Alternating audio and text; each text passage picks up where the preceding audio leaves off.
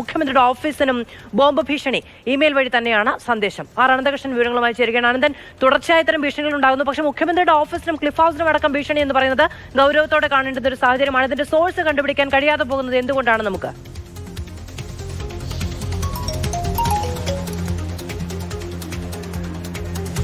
അനന്തൻ കേൾക്കാമോ? മാർഷൽ, പ്രധാനമന്ത്രി തിരുവനന്തപുരത്ത് വരാനിരിക്കെ ഇനി ദിവസങ്ങൾ മാത്രമേ ബാക്കിയുള്ളൂ. അതിനിടയിലാണ് വീണ്ടും ബോംബ് ഭീഷണി ഉയർന്നിരിക്കുന്നത്. ഇമെയിൽ സന്ദേശമാണ് ഇന്നും ലഭിച്ചിരിക്കുന്നത്. പ്രധാനപ്പെട്ട കേന്ദ്രങ്ങളിലാണ് ഭീഷണി സന്ദേശത്തിൽ പ്രധാനപ്പെട്ട കേന്ദ്രങ്ങൾക്ക് നേരെ ആക്രമണം ഉണ്ടാകും എന്നാണ് പറഞ്ഞിരിക്കുന്നത്. അതിൽ മുഖ്യമന്ത്രിയുടെ സെക്രട്ടേറിയറ്റിലെ ഓഫീസ്, മുഖ്യമന്ത്രിയുടെ താമസ സ്ഥലമായ ഔദ്യോഗിക വസതിയായ ക്ലിഫ് ഹൗസ്, അതിനൊപ്പം തന്നെ വഴുതക്കാട്ടെ ട്രാൻസ്പോർട്ട് കമ്മീഷണർ ഓഫീസ്, ഈ 3 സ്ഥലങ്ങളിൽ ബോംബ് സ്ഫോടനം ഉണ്ടാകും ഇന്ന് ഉച്ചയ്ക്കകം എന്നാണ് പുതിയ സന്ദേശത്തിൽ പറയുന്നത്. ഇത് ഏതാണ്ട് 17ാമത്തെയോ 18ാമത്തെയോ ഇമെയിൽ സന്ദേശമാണ് തലസ്ഥാനത്തെ ബോംബ് ഭീഷണിയുമായി ബന്ധപ്പെട്ട് ലഭിക്കുന്നത്. ഇന്നലെ തിരുവനന്തപുരം അന്താരാഷ്ട്ര വിമാനത്താവളത്തിൽ ബോംബ് സ്ഫോടനം, പ്രത്യേകിച്ച് ചാവേർ ആക്രമണം, IED ബോംബുകൾ ഉപയോഗിച്ചുള്ള ചാവേർ ആക്രമണം നടത്തും എന്നുള്ള ഭീഷണിയാണ് ഉണ്ടായിരുന്നത്. ഇതിൽ ഓരോ തവണ ലഭിക്കുമ്പോഴും ആ ഇമെയിൽ സന്ദേശത്തിൽ പ്രത്യേകം എടുത്തു പറയുന്നത് കഴിഞ്ഞ തവണ വന്നതുപോലുള്ള സന്ദേശമല്ല, ഇന്ന് ഉറപ്പായും സ്ഫോടനം നടക്കും എന്ന രീതിയിലാണ് ഓരോ തവണയും ലഭിക്കുന്നത്. പക്ഷേ അന്വേഷണ ഏജൻസികളും പോലീസും പരിശോധന നടത്തി കഴിയുമ്പോൾ അത് വ്യാജ സന്ദേശമാണെന്ന് വ്യക്തമാവുകയും ചെയ്യുന്നുണ്ട്.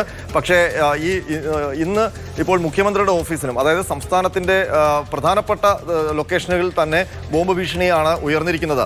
ഈ കഴിഞ്ഞ കുറച്ച് ദിവസങ്ങളായി ഉണ്ടായിരിക്കുന്ന ഈ തുടർച്ചയായ ബോംബ് ഭീഷണി സംബന്ധിച്ച് പോലീസ് അതീവ ഗൗരവത്തോടെയാണ് കാര്യങ്ങളെ സമീപിച്ചിരിക്കുന്നത്. ആദ്യം ഇത് തമാശയായിട്ട് ആരെങ്കിലും ആ രീതിയിൽ ഒരു ഏതെങ്കിലും തരത്തിലുള്ള തമാശയ്ക്ക് വേണ്ടിയോ അതല്ലെങ്കിൽ മറ്റെന്തെങ്കിലും ലക്ഷ്യത്തോടെ നടത്തുന്നതാണ് എന്നാണ് വിചാരിച്ചിരുന്നതെങ്കിൽ ഇപ്പോൾ പോലീസ് അതീവ ഗൗരവത്തോടെയാണ് ഈ തുടർച്ചയായി വരുന്ന ഇമെയിൽ സന്ദേശങ്ങളെ കാണുന്നത്. കാരണം 2 വസ്തുതകളാണ് പോലീസ് ഇതിനകത്ത് സംശയിക്കുന്നത്. ഒന്നുകിൽ ഒരു ബോംബ് ബ്ലാസ്റ്റ് നടത്താനുള്ള മുന്നൊരുക്കത്തിന്റെ ഭാഗമായുള്ള ടെസ്റ്റ് ഡോസുകൾ, അതല്ലെങ്കിൽ പോലീസിനെ മൊത്തത്തിൽ ആ സിസ്റ്റത്തെ താറുമാറാക്കുന്ന അല്ലെങ്കിൽ അവരെ അങ്കലാപ്പിലാക്കുന്ന ഒരു നടപടിയുടെ ഭാഗമായിട്ടുള്ള ഇമെയിൽ സന്ദേശങ്ങൾ.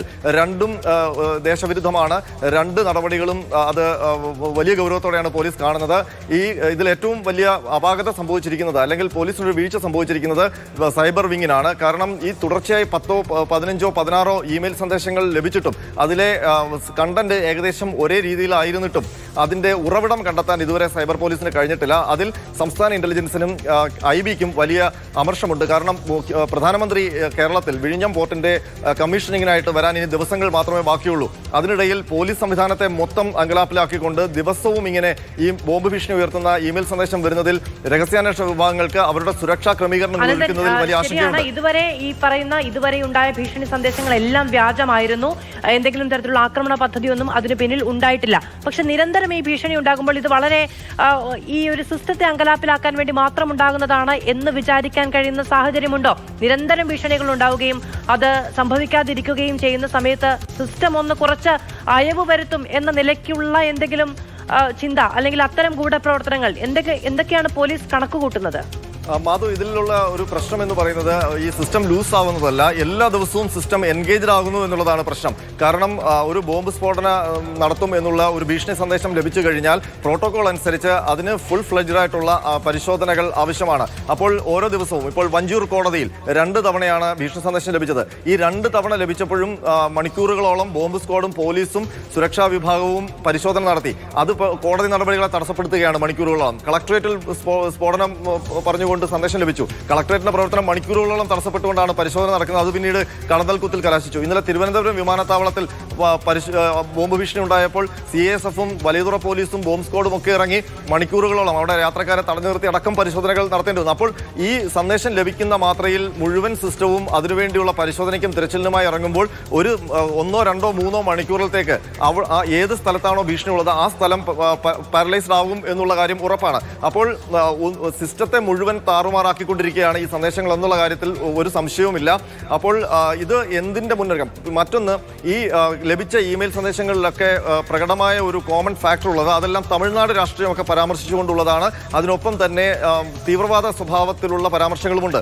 ആദ്യഘട്ടത്തിൽ കളക്ടറേറ്റിലടക്കം ലഭിച്ച സന്ദേശങ്ങളിൽ ഉണ്ടായിരുന്നത് എടപ്പാടി പളനിസ്വാമിയെ വധിക്കുന്നതിന് മുന്നോടിയായിട്ടുള്ള ഭീഷണി സന്ദേശം അല്ലെങ്കിൽ ബോംബ് സ്ഫോടനം എന്ന രീതിയിലായിരുന്നു. അത് മാറി ഇപ്പോൾ ഇന്നലെയും മിനിങ്ങാന്ന് വഞ്ചൂർ കോടതിയിലും ഇന്നലെ തിരുവനന്തപുരം വിമാനത്താവളത്തിൽ ലഭിച്ച ഇമെയിൽ സന്ദേശങ്ങളിൽ പറയുന്നത് പെഹൽഗാം സ്ഫോടനം ഈ തിരുവനന്തപുരത്ത് നടക്കാൻ പോകുന്ന സ്ഫോടനത്തിന്റെ മുന്നൊരുക്കമായിട്ടാണ് പെഹൽഗാമിൽ അറ്റാക്ക് നടന്നത്. അപ്പോൾ മാത്രമല്ല, തമിഴ്നാട് അണ്ണാ സർവകലാശാലയിലാണ് ഇതിന്റെ ബോംബ് നിർമ്മാണം നടത്തിയിട്ടുള്ളത്.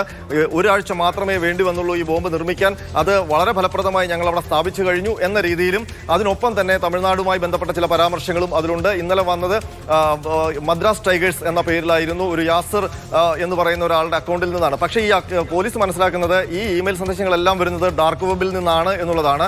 ഡാർക്ക് വെബിൽ നിന്ന് അയക്കുമ്പോഴുള്ള പ്രശ്നം അതിന്റെ യഥാർത്ഥ സോഴ്സിലേക്ക് പോകാൻ ഒരുപാട് ബുദ്ധിമുട്ടുണ്ട്. പക്ഷേ നമ്മളുടെ സൈബർ വിങ് വളരെ അഡ്വാൻസ്ഡ് ആണ് എന്ന് പറയുമ്പോഴും തുടർച്ചയായിട്ട് 10ഉം 15ഉം മെയിലുകൾ, അത് തിരുവനന്തപുരത്ത് മാത്രമല്ല, ഇത് കൂടാതെ മറ്റ് സ്ഥലങ്ങളിൽ കോട്ടയം, കൊല്ലം, പാലക്കാട് കളക്ടറേറ്റുകൾക്കും ബോംബ് ഭീഷണി സമാന രീതിയിൽ വന്നിരുന്നു. അപ്പോൾ തീർച്ചയായിട്ടും സംസ്ഥാനത്തിനെ ആകെ ആശങ്കപ്പെടുത്തി എല്ലാ ദിവസവും തുടർച്ചയായി ഇങ്ങനെ ഇമെയിൽ സന്ദേശം വരുമ്പോൾ അതിന്റെ സോഴ്സ് കണ്ടെത്താൻ പറ്റാത്തത്.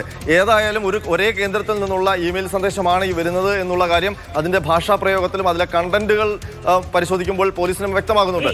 അപ്പോൾ ഓഫീസിനും ക്ലിഫ് ഹൗസിനും അടക്കം ഈ പറയുന്ന ഭീഷണി സന്ദേശം വരുമ്പോൾ പോലീസ് എങ്ങനെയാണ് അവിടെ നടത്തുന്ന പരിശോധന? ഇപ്പോഴെന്താണ് സംഭവിക്കുന്നത്? പോലീസ് അവിടെ പരിശോധനകൾ ആരംഭിച്ചിട്ടുണ്ട്. ക്ലിഫ് ഹൗസിലും സെക്രട്ടേറിയറ്റിലും ഒപ്പം തന്നെ ട്രാൻസ്പോർട്ട് കമ്മീഷണർ ഓഫീസിലും കൃത്യമായ പരിശോധനകൾ നടത്തുന്നുണ്ട്. അവിടെ മുക്കുമൂലയും അരിച്ചു പെറുക്കുന്നുണ്ട്. അപ്പോൾ ഇങ്ങനൊരു സിസ്റ്റത്തിലേക്ക് പോലീസ് പോകുമ്പോൾ ഒരുപാട് കാര്യങ്ങൾ പ്രധാനമന്ത്രിയുടെ വരവുമായി ബന്ധപ്പെട്ട് ഈ ആഴ്ചകളിലൊക്കെ പോലീസിനെ ചെയ്തു തീർക്കാനുണ്ട്. അപ്പോൾ അതിലൊരു വിഭാഗം, പ്രത്യേകിച്ച് ഈ ബോംബ് സ്ക്വാഡും ഡോഗ് സ്ക്വാഡും ഒക്കെ ആ സുരക്ഷാ ക്രമീകരണങ്ങളുടെ ഭാഗമാകേണ്ടതാണ്. അപ്പോൾ അടിക്കടി ഇങ്ങനെ ഈ ഇമെയിൽ സന്ദേശം വരുമ്പോൾ അതിൽ ഭാഗഭാക്കാകേണ്ട ഒരു സംവിധാനമാണ് ഈ പരിശോധനയ്ക്ക് വേണ്ടി പിന്നീട് മണിക്കൂറുകളോളം അധികമായി ചെലവഴിക്കുന്നത്. അങ്ങനെ വരുമ്പോഴാണ് പോലീസിന് സംശയം, ഇത് ഒന്നുകിൽ ഏതോ ഒരു അറ്റാക്ക് പ്ലാൻ ചെയ്തുകൊണ്ട് പോലീസിനെ നിരന്തരം ഇതിൽ പെടുത്തിക്കൊണ്ടുള്ള ഒരു സന്ദേശം, അതല്ലെങ്കിൽ പോലീസിന്റെ സിസ്റ്റത്തെ താറുമാറാക്കാൻ വേണ്ടി ബോധപൂർവം ആരോ ചെയ്യുന്ന ഒരു നീക്കം. അപ്പോൾ ഇതിനെ ഒരു ഗൂഢാലോചന